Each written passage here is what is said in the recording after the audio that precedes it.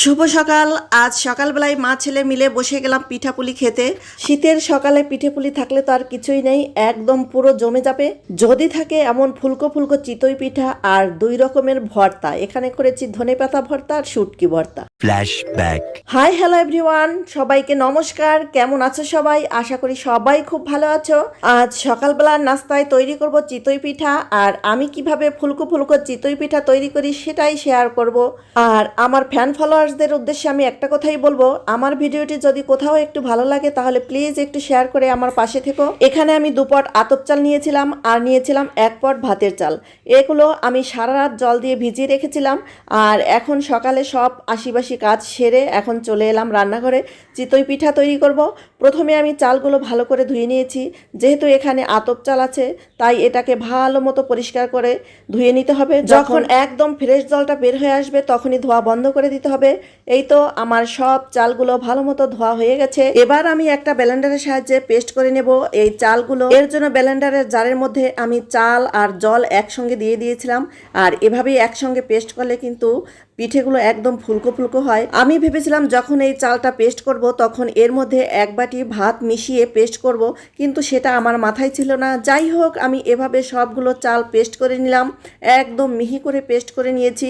তারপর যদি লাগে একটু জল মিশিয়ে নেব। আর আতপ চালের মধ্যে যেহেতু আমি ভাতের চাল দিয়েছি, এই পিঠেগুলো কিন্তু একদম মুচমুচে হবে, খেতে কিন্তু দারুণ হবে। আর এখন আমি ধনিয়া পাতার চাটনিটা করে নেব। এর জন্য আমি কিছুটা পরিমাণ ধনিয়া পাতা কুচি করে কেটে নিয়েছি। আর এটাকে যতটা সম্ভব আমি জারের মধ্যে ভরিয়ে দিচ্ছি। আর এর মধ্যে দিয়েছিলাম হাফ কেটে রাখা লেবু, আর দিয়েছি আদা, 3টে কাঁচা লঙ্কা, আর হচ্ছে রসুন, আর পরিমাণ মতো লবণ দিয়ে এটাকে সুন্দর মতো ব্লেন্ড করে নেব। আর এই ধনিয়া পাতার চাটনি কার কার ভালো লাগে সেটা কমেন্টস করে জানাতে পারো।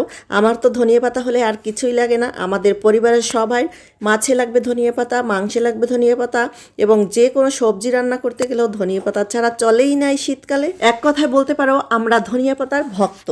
এই তো ধনিয়া পাতার চাটনিটা আমার হয়ে গেল। আর এখন করব শুটকি ভর্তা। এখানে আমি পুঁটি মাছের সেই শীতল শুটকিটা নিয়েছি। আর এই শীতল শুটকিটা আমার ভীষণ ভালো লাগে। এই শীতল শুটকির পুঁটি মাছগুলো আমি সুন্দর মতো ফ্রেশ করে ধুয়ে নিয়েছি।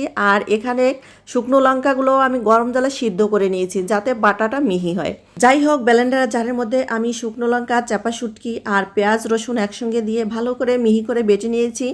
আর এটা পরে আমি জাল করে নেব। আর এখন চলে এলাম সেই চিতই পিঠা তৈরি করতে। আর আমি চিতই পিঠা গোলার মধ্যে কিন্তু একটু খাবার সোডাও দিয়েছিলাম যাতে পিঠাগুলো ফুলকো হয় আর মুচমুচে হয়। এই তো দেখো কত সুন্দর পিঠেগুলো হয়েছে।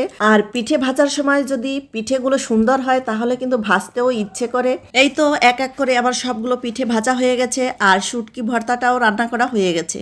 আর এখন মা ছেলে মিলে মজা করে রাস্তাটা আমরা সেরে নিচ্ছি। তো আজকের মতো খেতে খেতে বিদায় নিচ্ছি। দেখা হবে অন্য কোনো নতুন ভিডিওতে। ততক্ষণ সবাই ভালো থেকো, সুস্থ থেকো, টাটা।